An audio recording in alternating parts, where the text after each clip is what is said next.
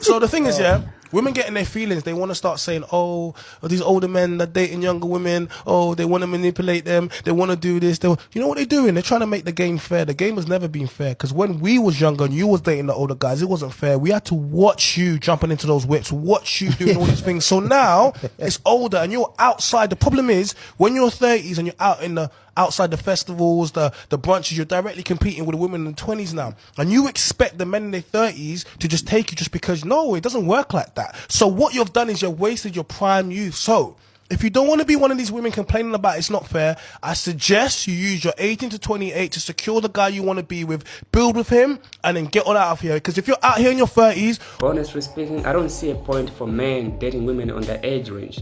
Those are not your women, bro. Just relax, you know. Build your career. You will date their daughters.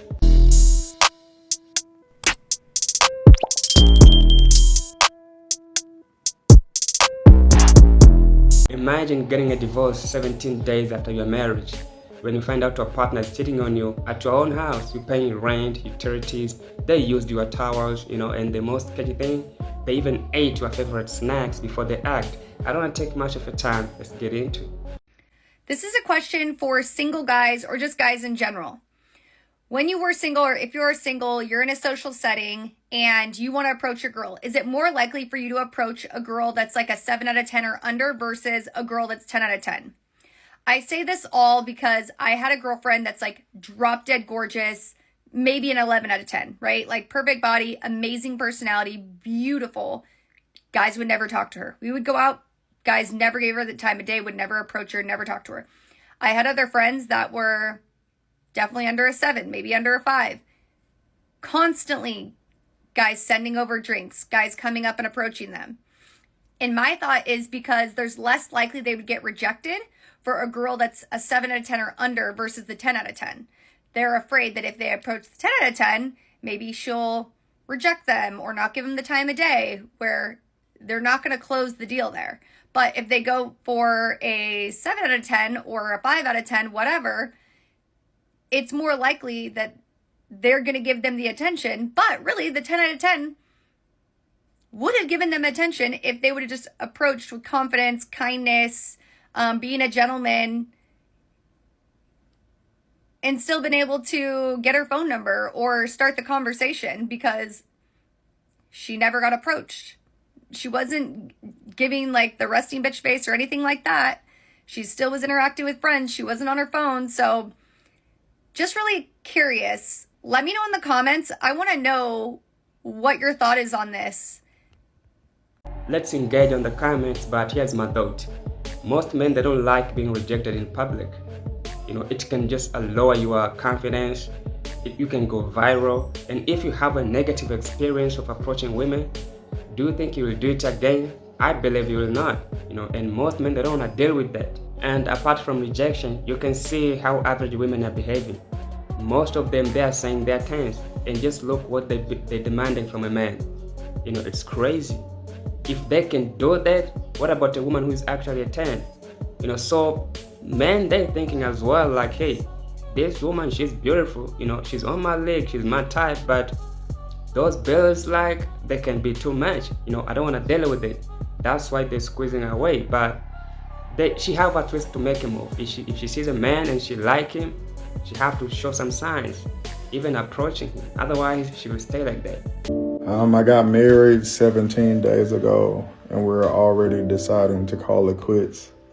I was out of town working.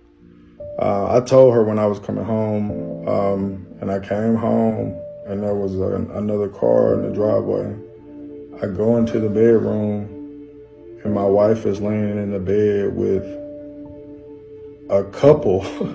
It was a man and a woman. So I started throwing a fit. They started talking about how she's been their girlfriend for 2 years. So it's like, I've never heard of any of this. And then she decided that she didn't want to be with me anymore. And even though it's only been 14 days, we're looking into getting an annulment, a divorce. I don't even know how it works. We only been married for 2 weeks. But I wanted to actually stick it out, but I just want an apology. You know, I want you to acknowledge that you're wrong. You've been in a relationship with these people for 2 years and I don't even know them, and they're in my house and I'm away on work. You don't have a job, so you have the time to do these kinds of things. And it's like, for you to have the nerve to say you want to no longer be with me, it just makes no sense, because I'm the one that should be looking to forgive you, but I don't even know how this works, or I don't have anybody to talk to about it. That's the only reason I'm even saying anything on here, because I literally don't even know what to do. But yeah, it looks like after 14 days, our relationship is pretty much over. I don't see a point for him begging for forgiveness. She cheated on him, it's done, it's over, like that, and he seems a nice guy. And most men, they don't understand this. You'll never see and understand your woman's behavior until she has a leverage on you. Either you having kids, maybe you got married, that's when you'll see her true colors. Because she understands right now, if she moving out, she can take half of what you have, so you have something to lose. And don't take back a cheating wife, partner, spouse, girlfriend, or whatever, bro. Because we'll always have that second thought. You'll never be okay. If she coming back home late, we start guessing, maybe is she doing it again? If she talking to someone on the phone, you wanna know who is that, so you'll always never be happy on that relationship. So it's not a good position to be in. Why is black women labeled aggressive, but African women are labeled soft and understanding? Now hear me out. So I was on live today with my homegirl, and we had two men on there. We had a young black American man, and we had a older, he was African Jamaican man on there. Two different total points. So with the YN in the room, we was all rah, rah, rah, rah, rah. The older man came in the room and took control of the live immediately. So with that being said, that showed the presence right there. But he was explaining it that black American women are aggressive because how we was raised, and typically they don't have the father in the household. And then African women are very soft and understanding because, once again, she was raised in the household with both parents and taught. And so I'm like, well, I feel like that black American women, we are labeled aggressive because we have to be in survival mode, which only goes back to the American black man not doing what he was supposed to do in his child's life, in the household, as a man, period. Now, I can't contest to that because I had my mama and my daddy in my life, but then he talked about that too. He said that's why you typically probably don't play with men, because you already know what a man's supposed to be like, versus your friend didn't have a father, and that's why she take a lot of more crap than what you do, which is true. But what y'all think? And I don't like women like this blaming black American men for not being responsible. They don't want to be fathers, they don't want to take care of everything. They are avoiding our responsibilities. And that's not true. It's all crap.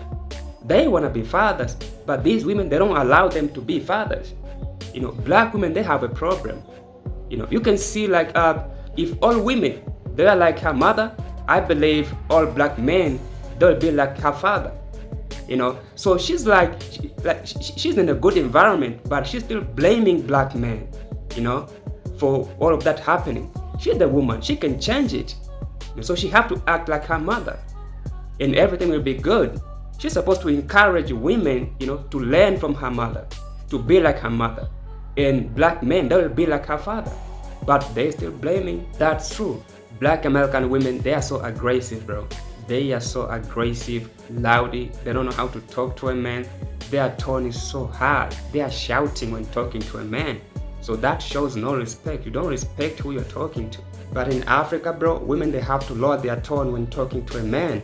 Any man can be a stranger, anyone, bro. Their fathers, their brothers, their partners, they have to lower their tone to show submission, like, hey, you are a king here, you are in control. So men are respected in Africa, bro.